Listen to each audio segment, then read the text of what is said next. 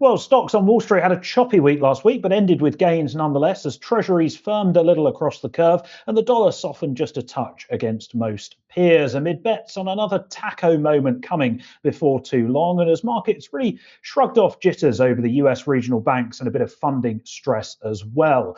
A busy week now lies ahead for financial markets. We'll finally be getting some data out of the United States with the latest CPI figures due on Friday. It's a busy week of data elsewhere and a busy week of corporate earnings as well, which gives us plenty to discuss on the trade-off this week. So without further ado, let's crack on with the show.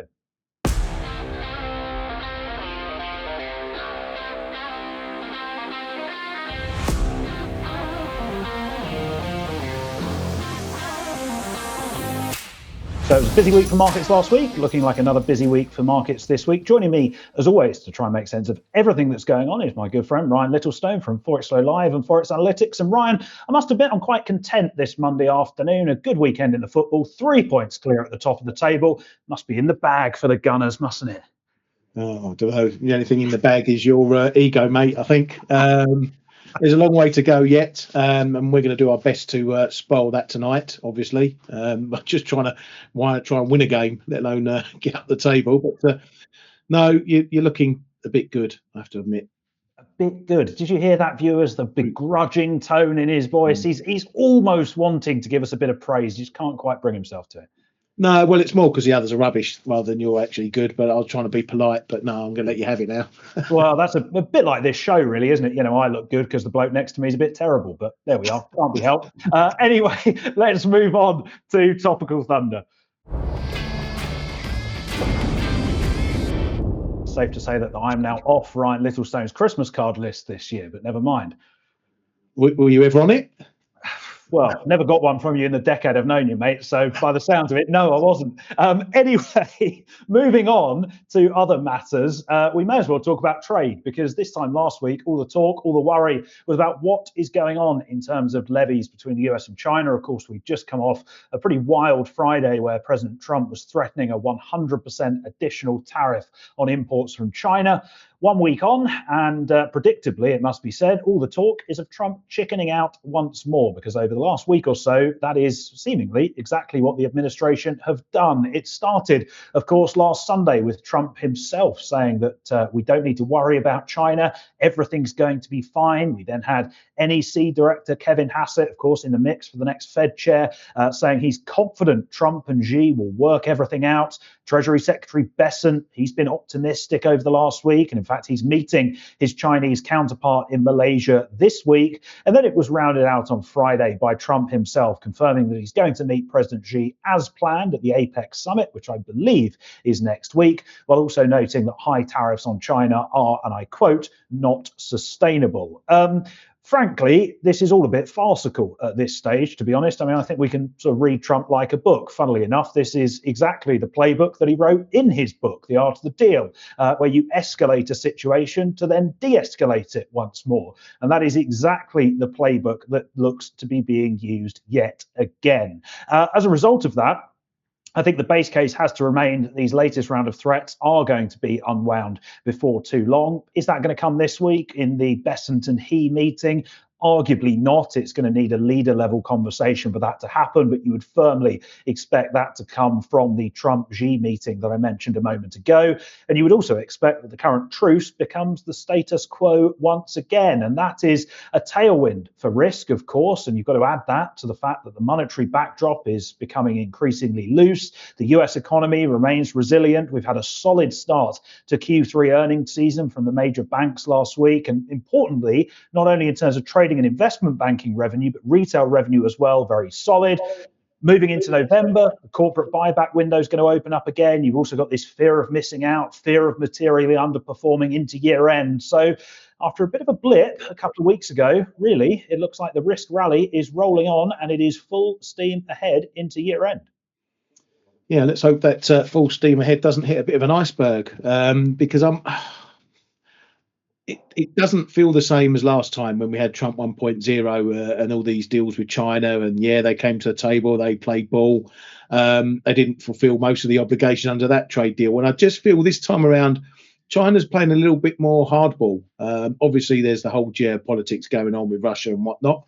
But it just feels different this time. And yeah, while we might get a few platitudes at this Trump Xi meeting, if it does actually happen, I can't see anything really changing afterwards. And I don't think Trump's going to get the deal that he might like. And I think the market's going to take a very dim view of that. So it's a bit up in the air for me. Well, that's nice and cheerful. I mean, to which I would say, does anything need to change? Because the status quo is you've got a trade truce where the tariffs are at a relatively low and manageable level, and the assumption is that the can is just going to be kicked down the road on that front every 90 days, 180 days, however long the truce lasts, forevermore. Does the market actually need more than that? Because I would argue that if that remains in place, you can almost forget about trade as a market participant, put it to the back of your mind. Yes, there's a risk it flares up, but actually it's not something that you need to focus on in the here and now necessarily. No, you're quite correct, but we know there's more going on under the table than just trade. Well, it's not so much under the table; it's pretty much in the air. Yeah, we were talking all the the rare earth stuff and everything else going on, and as I say, trying to get China not to buy Russian oil. I mean, I've got more chance of sprouting a ponytail than that happening. But then that's you and me both. Yeah, I think I can comb it across to you while we're on the show. But yeah, so I think there are lots of, as I say, geopolitics going on behind the scenes that perhaps we didn't have the first time around, or not as strong as last time. But yeah, trade. Who gives a monkeys if the price of cheap Temu pencils has gone up 50%? No one cares about that. It's all the big stuff that matters. And I think that's really what's going to count. And everyone's looking at this rare earth stuff, and I think it's probably a bigger deal for the whole of the trade situation than maybe the other way around. Well, we will see how that shakes out. I mean, my understanding is that all of the newfound experts in rare earths have switched their attention to regional banks in the United States now, but we'll get onto that momentarily. In the meantime, I know you want to dig into some of the Chinese data that we had out this morning, so allow me to fetch my bucket of salt while you do that. No, I was waiting for that. Yes, I am looking at China because bum fights with Trump aside, the recent slew of data out of China shows that they do maybe face some uncertain times up ahead. Inflation remains in the negative, and Monday's GDP data showed Q3 growth coming down to 4.8% from 5.2% in Q2. So while that remains around China's target of around 5% for the year, it's still a worrying drop and significantly below the 5.4% they started the year off with. But the data's not all bad, though. We had some retail sales numbers out. They looked fairly healthy. And although their trade surplus dropped, activity in percentage terms, both imports and exports, were higher. Unemployment was also a tick better in the data we got on Monday. Now, the worst GDP data has got a bit more scrutiny by some of the officials in China. We had one of the National Bureau of Statistics spokesperson coming out saying that it was tariff abuse by certain countries that has disrupted the order of global trade. And I don't need to give you three guesses to work out who he was referring to. You wonder why I'm skeptical of this stuff. Exactly. So the excuse is definitely coming out. So the GDP data and their still weak property sector will be the most concerning. It does raise the chances of maybe another round of rate cuts in Q4, though that has been touted for a while.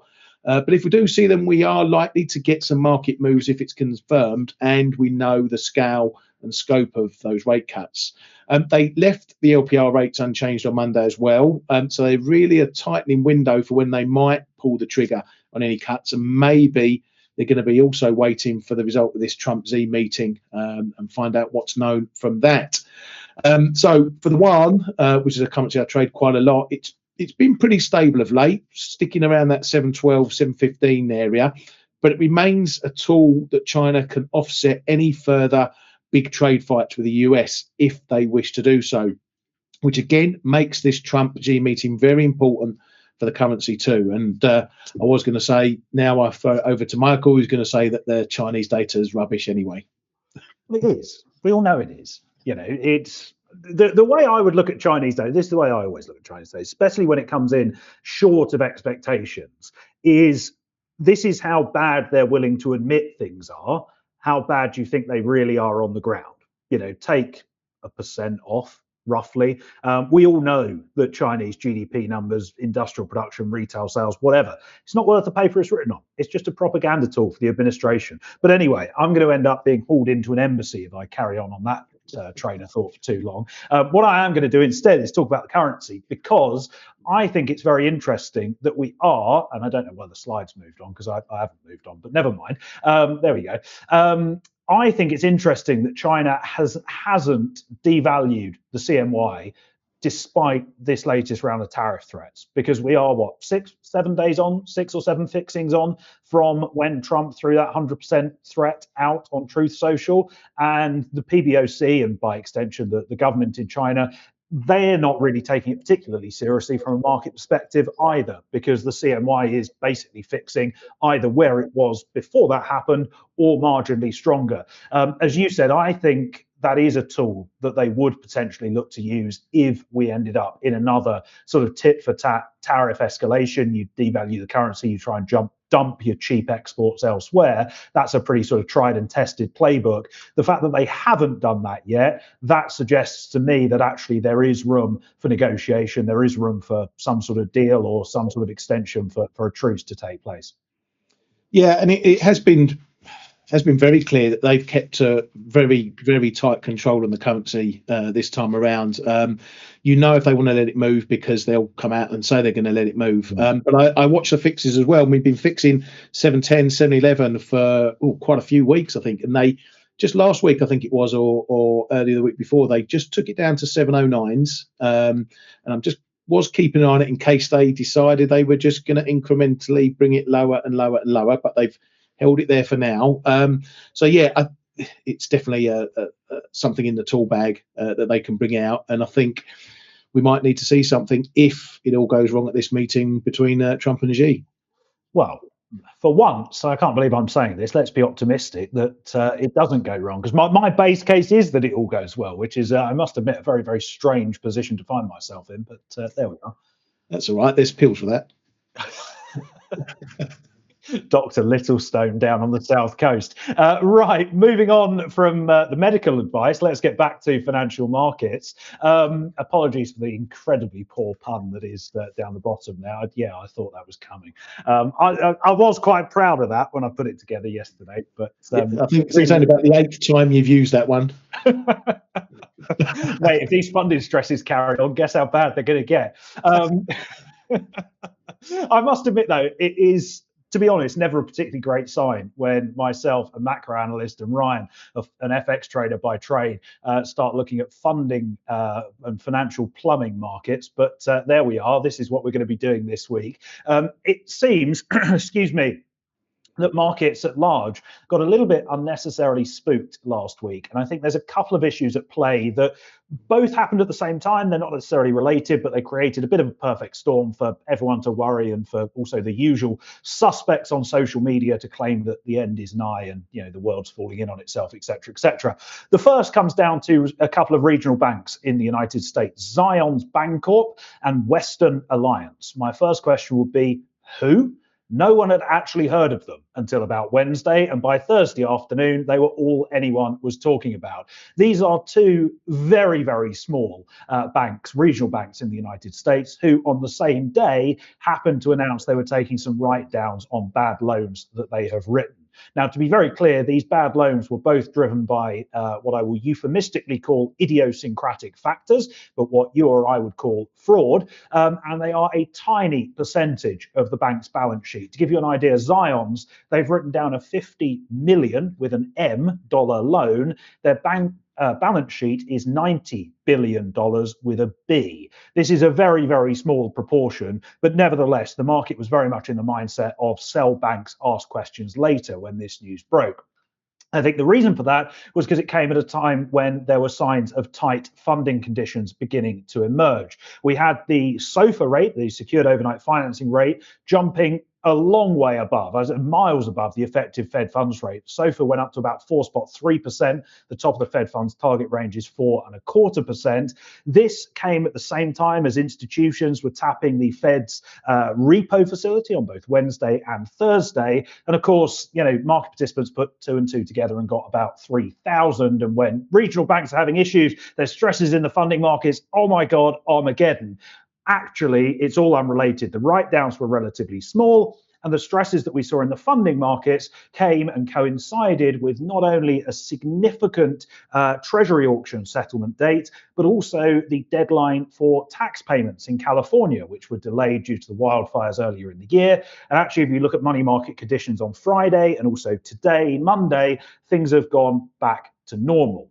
The other thing I would add on top of this is the Fed are very, very well aware of what's going on here, because before all of that kicked off, we heard from Fed Chair Powell on Tuesday. And in his speech, which a lot of people shrugged off as being quite boring, I thought it was quite interesting, Powell actually said that the balance sheet runoff is probably going to come to an end sooner rather than later. He said in the coming months. I think everyone's base case is now that wraps up by the end of the year, although risks obviously skew towards the end of QT coming sooner than that. And I think the Fed kind of realized that they've pushed that balance sheet runoff, that quantitative tightening process, as far as they can at this point. The balance sheet is down to about 21% of GDP. We'd consider 20% to be neutral. They also have very little wriggle room, for want of a better word, because usage of the overnight repo facility is at zero. That had been at about $2 trillion a couple of years ago, which implies that things are becoming a little bit tighter within the financial system.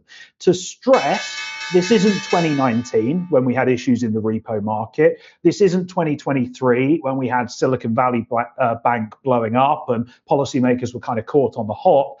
If anything, the Fed are actually trying to get ahead of things this time, and I think they're probably going to succeed in doing that. And actually taking a bit of a step back, quite clearly the recent jitters have been overblown. And I would argue that all of this actually serves to reinforce what is a very, very powerful Fed put structure, because we're now in an environment, or we will be in 3 months, which is basically next week, the speed things are moving at these days anyway, where not only will the Fed funds rate and the balance sheet be moving in the same direction, as opposed to trying to pull against each other, but both of those will be either at or heading towards a neutral level, which is about 3.5% for the Fed funds rate and about 20% of GDP for the balance sheet. So I think markets had a bit of an unnecessary wobble on all of that last week. Well, that was a long way round saying everything's okay. I like to give you the full story.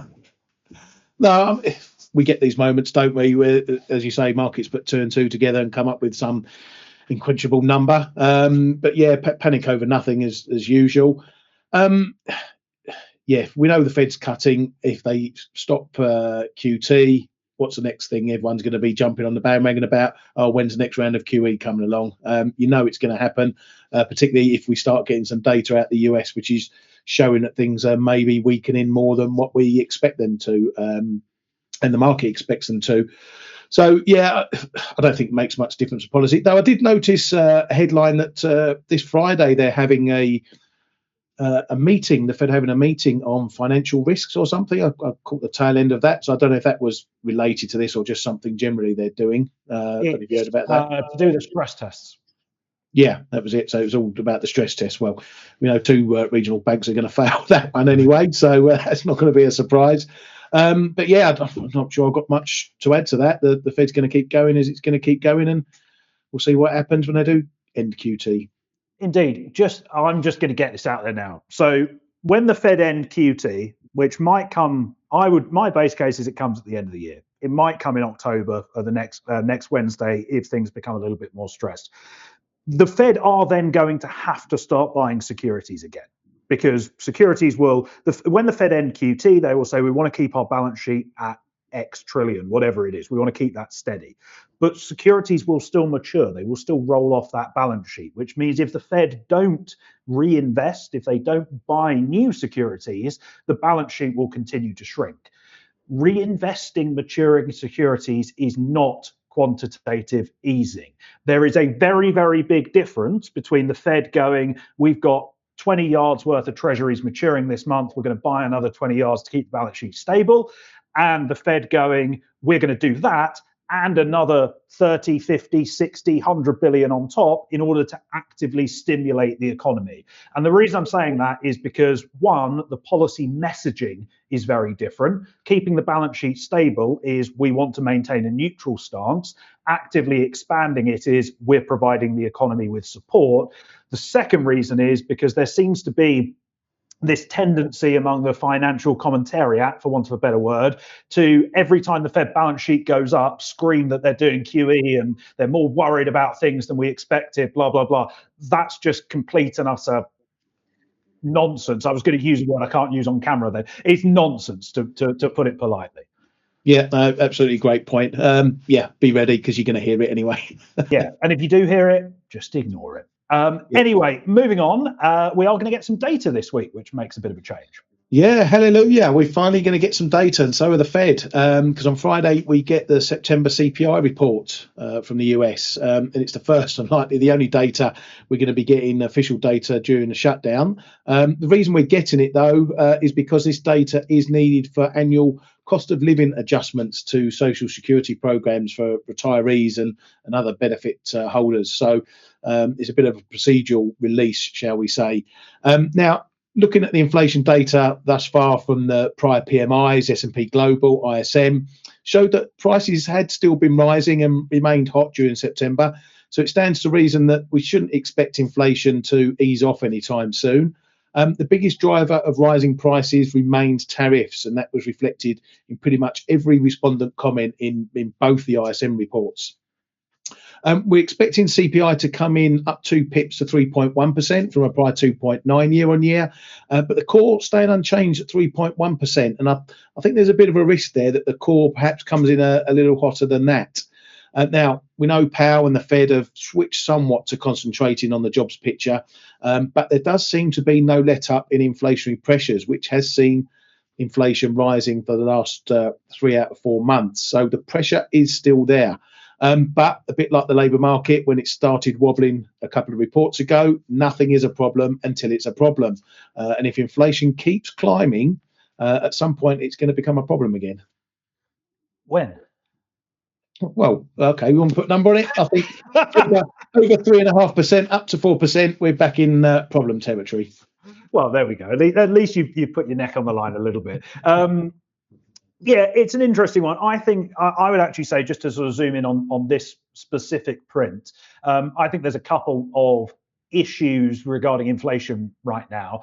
I think the first is that the data we get on Friday will drop right in the middle of the Fed's pre-meeting blackout period. That means that we're going to get the CPI numbers, but we're not going to get any comments from any Fed officials. Now, ordinarily, that would not be a particular problem, and I don't anticipate it being too much of a problem this time around, given that every man and his dog is rightly expecting a 25 basis point cut to be delivered next Wednesday. But do just bear in mind, if we get a big deviation from consensus, which probably more risk of that this time out than there ordinarily would be, given the lack of other data that we haven't got this month due to the shutdown, then the market could be a little bit more jumpy than it ordinarily would be, just because we're not going to have that guidance from policymakers that we would usually get.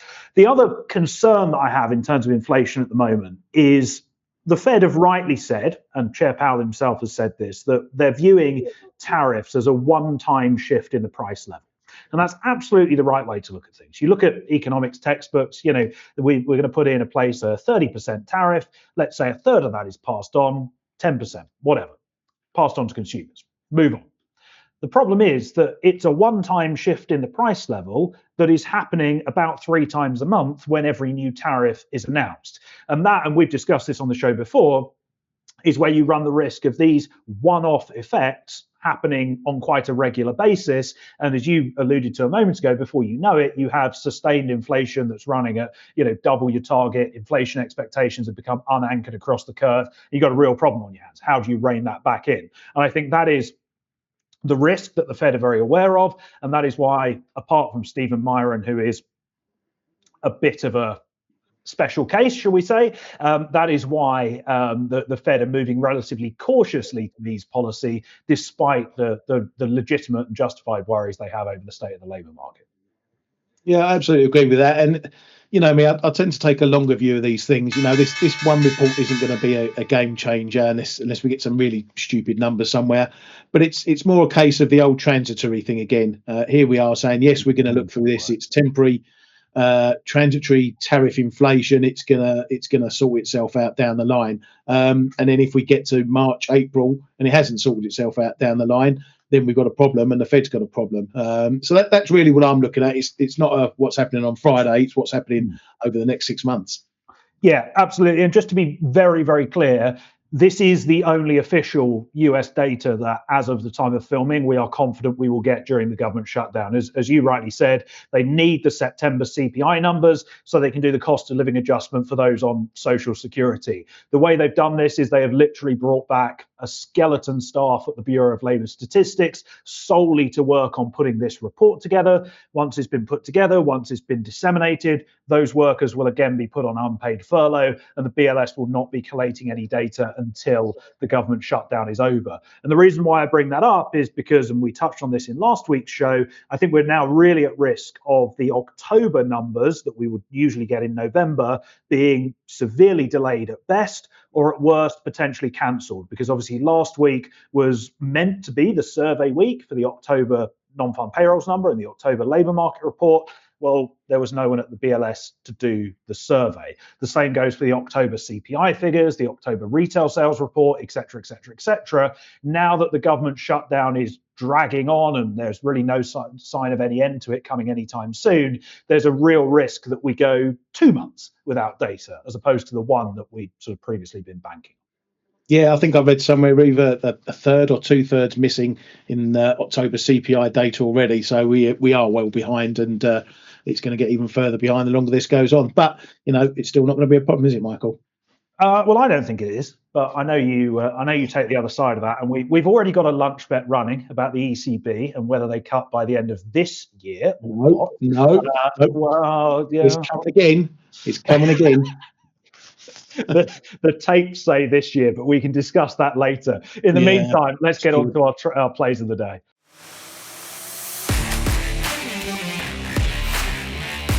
I feel like we're still going to be debating the settlement of that in about 2028 at this point. But, yeah, probably. Yeah, the ECB are going to be back in the next tightening cycle, and we're still going to be arguing over who owes who lunch. Anyway, moving on, I want to look at the S&P 500 this week. I'll keep things relatively short and sweet because we've actually covered the basis of this trade idea throughout the show, but being long risk and long of equities, equity dips as buying opportunities. For the technical analysis fans out there last week, they'll naturally have been pleased to see the S&P 500 remaining north of the 50-day moving average and holding that level on a closing basis despite a couple of tests. The bull case remains very, very strong indeed, given strong earnings, resilient economic growth, Trump being likely about to chicken out on the latest round of tariffs, the policy backdrop getting easier, etc., etc., etc. My view is that the path of least resistance still leads nicely higher and that it should continue to do so into year end. We do have a busy couple of weeks of earnings up ahead. Netflix and Tesla highlight this week before we get into the mega cap tech names next week. But as long as we can navigate those with relative ease, then I think the longer run path continues to lead to the upside for the equity complex. Ryan, Euro Swissy.